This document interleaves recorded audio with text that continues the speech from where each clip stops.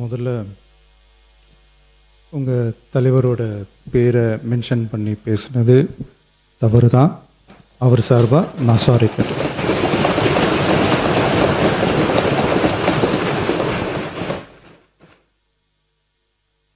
மாண்புமிகு பேரவைத் தலைவர் அவர்களே, தமிழக மக்கள் நம் உயிர் என்றால் தமிழக விவசாயிகள் நம்ம உயிர் நாடி. உலகில் ஜாதி, மதம், இனம், மொழி என அனைத்து வேறுபாடுகளுக்கும் அப்பாற்பட்டு நடைபெறும் தொழில் என்றால் அது விவசாய தொழில் மட்டுமே. உலகின் ஒரு மூலையில் உற்பத்தி செய்யப்படும் விவசாய பொருட்கள் உலகின் மற்றொரு மூலையில் உள்ள மக்களின் உணவு தேவையை பூர்த்தி செய்கிறது. எந்த நாடு உழவு தொழிலை மதித்து விவசாயிகளுக்கு உரிய பாதுகாப்பையும் ஆதரவையும் வழங்குகிறதோ அந்த நாட்டில்தான் மக்கள் வளமாகவும் மகிழ்ச்சியாகவும் வாழ முடியும். தமிழக வெற்றிக் கழக அரசு பல்வேறு நிதி நெருக்கடிகளின் மத்தியில் ஆட்சி பொறுப்பேற்றாலும் பதவியேற்ற 15 நாட்களுக்குள் விவசாயிகளின் கடன் சுமையை குறைக்க கடந்த 25/5/2026 அன்று குறு சிறு மற்றும் இதர விவசாயிகள் பெற்றிருந்த பயிர்க்கடனில் 50,000 ரூபாய் வரையிலான கடன்களை முழுமையாக தள்ளுபடி செய்ய ஆணை பிறப்பிக்கப்பட்டது.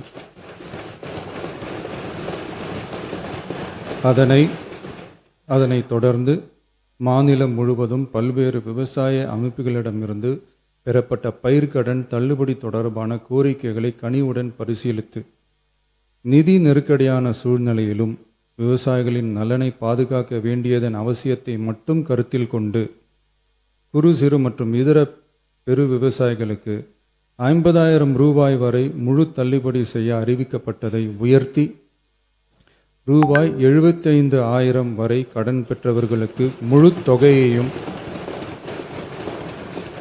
ரூபாய் 75,000க்கும் மேல் கடன் பெற்றவர்களுக்கு ரூபாய் 35,000 தள்ளுபடி செய்ய அறிவிக்கப்பட்டு அதன் மூலம் 14.44 லட்சம் விவசாயிகளுக்கு ரூபாய் 5,932.23 கோடி அளவிலான கூட்டுறவு பயிர்க்கடன் தள்ளுபடி செய்து 19/6/26 அன்று ஆணையிடப்பட்டது. இதில் 31/7/2026 வரை ரூபாய் 5,267 கோடி விடுவிக்கப்பட்டு 13.34 லட்சம் விவசாயிகளின் கணக்கில் வரவும் வைக்கப்பட்டுள்ளது. இச்சூழ்நிலையில் மாநிலம் முழுவதும் உள்ள விவசாய சங்க அமைப்புகளின் பிரதிநிதிகள் பயிர்க்கடன் தள்ளுபடியை அதிகரிக்க வேண்டும் என்ற கோரிக்கையை முன்வைத்து கொண்டிருந்தனர். இதனைத் தொடர்ந்து 7/8/2026 அன்று விவசாய சங்கங்களின் பிரதிநிதிகள் மாண்புமிகு மூத்த அமைச்சர்கள் மற்றும் துறை செயலாளர்களுடன் நடைபெற்ற ஆலோசனை கூட்டத்தில் அவர்களின் கோரிக்கைகள் விரிவாக பரிசீலிக்கப்பட்டது.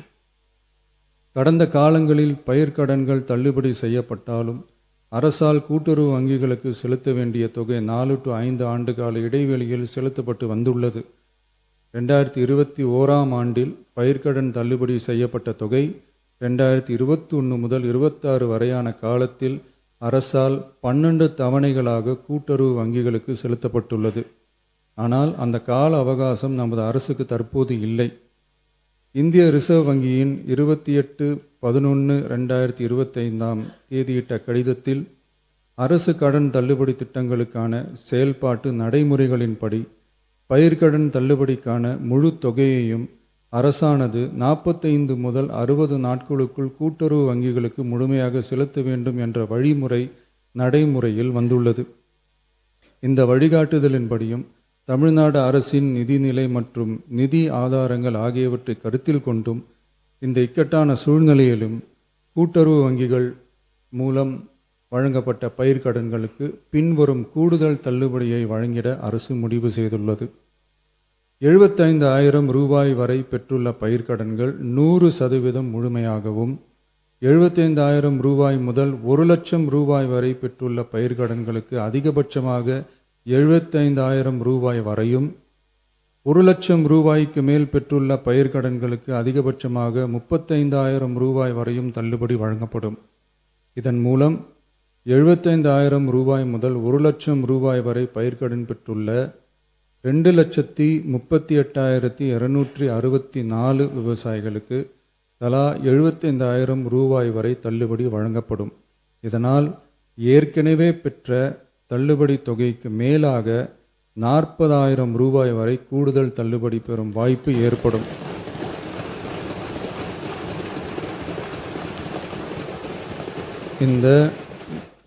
இந்த கூடுதல் பயிர்க்கடன் தள்ளுபடியால் அரசுக்கு சுமார் ரூபாய் 953.06 கோடி கூடுதல் நிதிச்சுமை ஏற்படும்.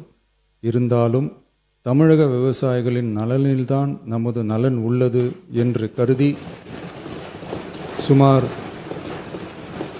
13.34 லட்சம் விவசாயிகளுக்கு மொத்தமாக 6,220 கோடி ரூபாய் பயிர்க்கடன் தள்ளுபடியை இந்த அரசு வழங்குகிறது. நன்றி.